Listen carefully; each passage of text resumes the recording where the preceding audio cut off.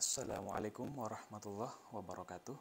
Sahabat properti syariah, sebenarnya adalah sesuatu hal yang sangat mudah untuk membedakan antara kredit konvensional dan kredit KPR syariah tanpa bank. Akan tetapi selama ini masih banyak atau sebagian orang masih kebingungan untuk membedakannya. Bahkan ada yang sampai melakukan hitungan untuk mencari tahu lebih mahal mana, lebih murah mana. Tetapi sebetulnya jika yang ingin kita ketahui adalah perbedaan yang paling mendasar dari sistem kredit konvensional dengan KPR bank dan sistem kredit syariah tanpa bank, itu mudah sekali untuk membedakannya. Kita lihat saja dari sudut dasar dari riba itu sendiri apa. Yang menjadikan riba itu sendiri apa? Maka berarti yang harus kita lihat adalah basis dari kreditnya itu sendiri, basis dari transaksi kreditnya. Kredit apapun itu, kredit rumah, kredit kepemilikan kendaraan atau barang-barang yang lain, kita tinggal lihat saja basis kreditnya seperti apa, teman-teman, untuk membedakan apakah itu kredit konvensional dengan KPR bank atau dengan leasing, ataukah itu murni kredit syariah yang sama sekali tidak tercampur dengan transaksi riba di dalamnya. Jadi sekali lagi yang harus kita lihat di situ adalah basis kreditnya, bukan menghitung margin lebih mahal mana dan lebih murah mana.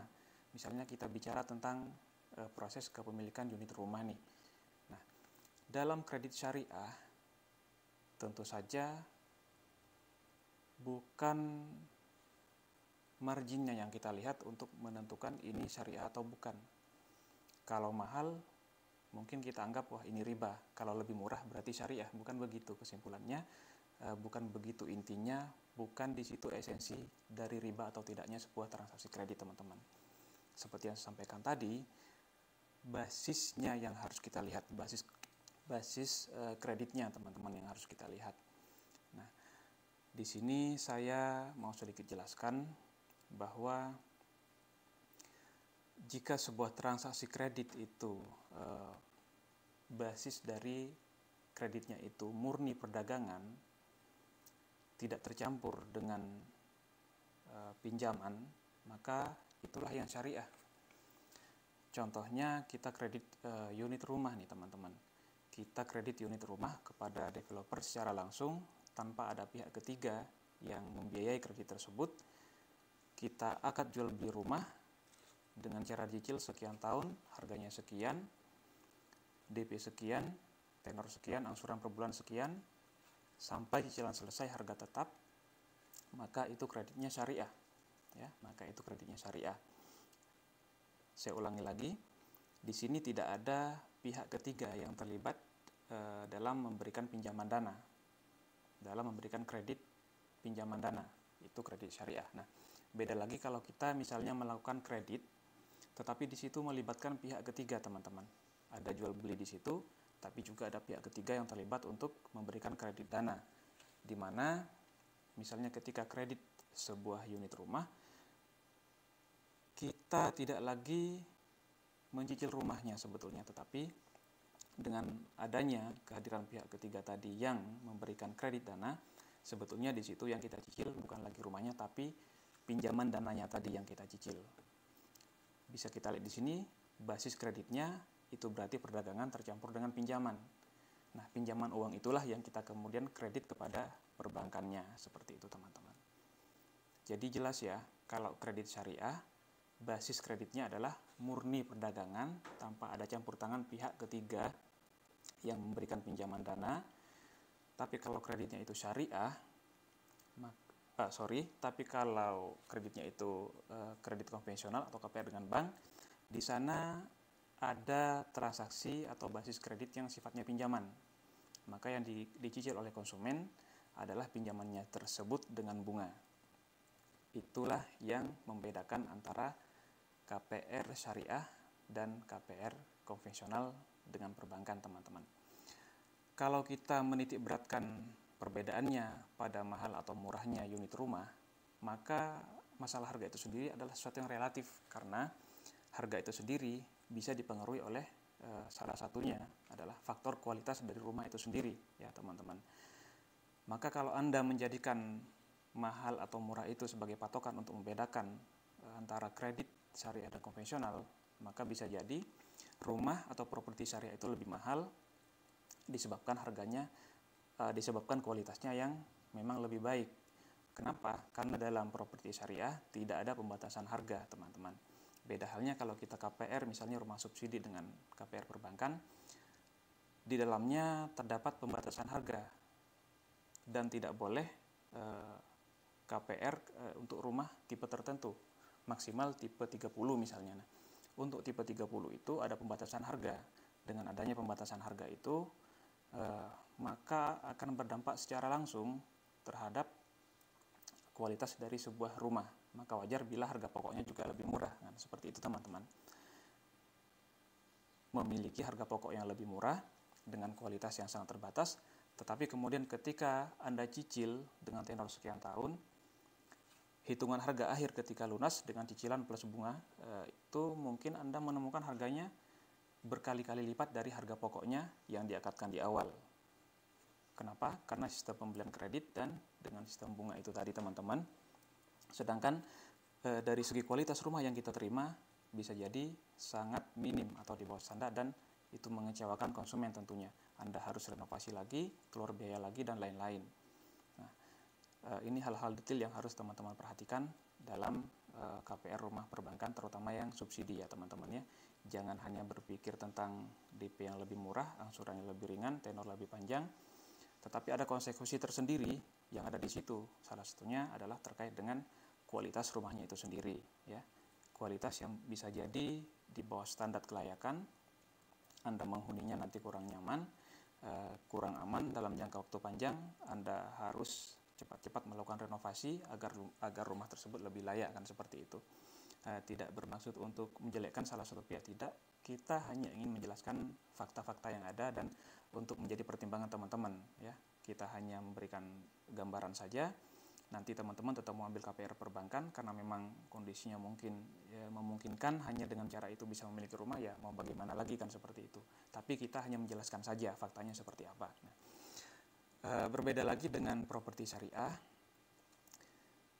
Memang di sini kita menawarkan harga yang pastinya lebih mahal daripada rumah-rumah subsidi, walaupun dengan tipe yang sama. Faktornya itu tadi, teman-teman, karena di sini kita tidak ada pembatasan harga. Dengan begitu kita tidak ada batasan untuk kualitas rumah. Kita maksimalkan kualitas rumah itu sebaik mungkin, sebagus mungkin, selayak mungkin untuk dihuni oleh konsumen dalam jangka waktu panjang. Maka mau tidak mau, ketika kualitas dari sebuah rumah itu bagus, harganya pun akan lebih mahal, teman-teman. Itu ya. Jadi kalau bicara murah atau mahalnya, itu relatif karena tergantung dari kualitas rumah itu sendiri. Dan itu tadi beberapa perbedaan yang sudah saya ilustrasikan antara kredit KPR perbankan, terutama yang subsidi, dan kredit KPR syariah tanpa bank. Mulai dari basis kreditnya yang membedakan dia syariah atau bukan, riba atau bukan. Kemudian dari segi terkait kualitas rumah juga, sekilas tadi saya sampaikan, ya teman-teman ya. Jadi sekali lagi, untuk mempertegas bagaimana sebetulnya perbedaan dari kredit, atau di mana letak perbedaan yang sebenarnya dari kredit KPR konvensional dan KPR syariah tanpa bank itu, letaknya itu pada basis kreditnya. Karena basis kreditnya itulah yang mempengaruhi riba atau tidaknya, haram atau tidaknya bagi seorang muslim. Nah, seperti itu ya teman-teman ya. Jadi jangan selalu menghitung lebih mahal mana, lebih murah mana. Bukan begitu. Banyak yang seperti itu yang saya temukan ketika mereka berusaha untuk membahas perbedaan antara KPR syariah dan KPR konvensional. Ternyata mereka hanya membahas terkait dengan lebih mahal mana dan lebih murah mana. Jarang sekali, bahkan saya mungkin belum pernah menemukan yang betul-betul membahas perbedaan yang paling mendasar dari keduanya, yaitu basis kreditnya. Karena dengan basis kredit yang di situ ada pinjaman, maka otomatis itu riba, tidak peduli tinggi atau rendahnya bunga. Ketika basisnya pinjaman, yang dikredit nantinya adalah uang pinjaman dari pihak ketiga, maka sekalipun bunganya kecil, itu tetap riba, teman-teman. Bukan karena bunganya kecil lalu tidak riba.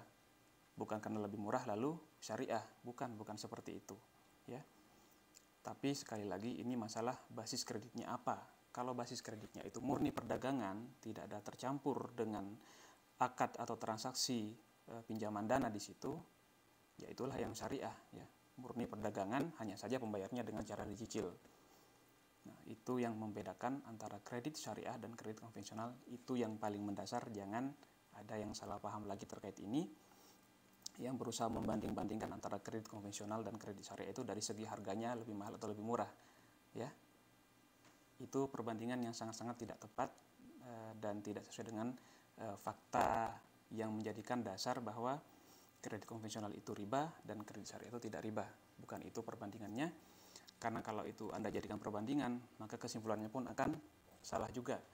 Wah, katanya ini syariah tapi kok harganya mahal. Banyak yang menyimpulkan seperti itu.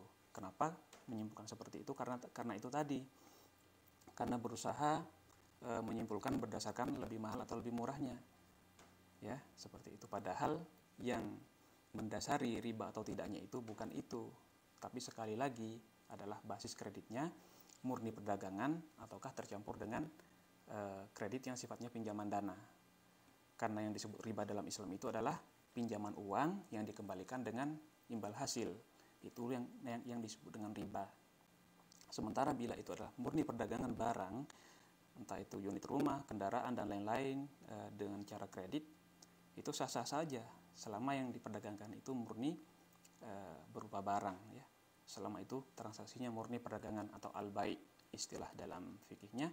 Kalau yang tadi ada di situ akad qard atau pinjaman atau basis kredit yang sifatnya pinjaman, itu disebut qard dalam Islam. Kenapa yang berbasis pinjaman itu kok haram? Karena Islam itu berprinsip kalau akadnya adalah pinjaman, maka murni harus tolong-menolong untuk sosial. Tidak boleh dimanfaatkan untuk mengambil keuntungan bila itu adalah akadnya pinjaman uang. Tetapi bisa kita saksikan bersama dalam sistem kapitalis, cara apapun dilakukan untuk mengeruk keuntungan, termasuk dengan itu tadi sistem pinjaman uang dengan imbalan hasil. Nah, Islam melarang itu, tapi bagi kapitalis itu adalah peluang untuk mengeruk keuntungan sebesar-besarnya. Ya, memang beda prinsip antara kapitalis dan Islam. Islam tetap boleh kita ngambil untung, tapi dengan sangat hati-hati dengan jalur perdagangan dan juga tidak boleh mengambil keuntungan yang terlalu tinggi. Kemudian menjaga kualitas apa yang kita jual belikan itu. Karena sekalipun kita di properti syariah, tetapi memberikan kualitas yang buruk dalam unit rumah yang kita jual, maka itu juga sama menzalimi konsumen dan juga sama-sama berdosa. Sudah tidak riba tapi kualitas rumahnya buruk, ambil harga yang tinggi, nggak sesuai dengan kualitas barang yang diterima oleh konsumen, maka itu juga zalim.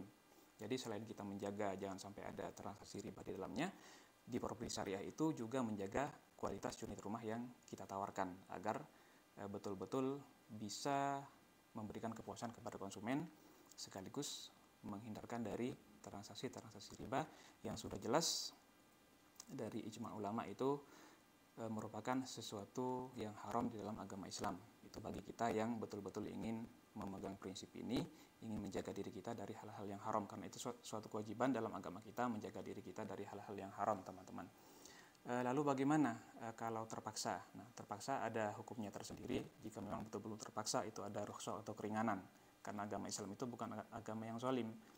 Dalam hal-hal yang diharamkan, ketika kondisinya darurat, maka bisa menjadi diperbolehkan untuk sementara dalam situasi darurat tersebut, sambil berikhtiar untuk mencari solusi yang halal. Semoga bermanfaat. Assalamualaikum warahmatullahi wabarakatuh.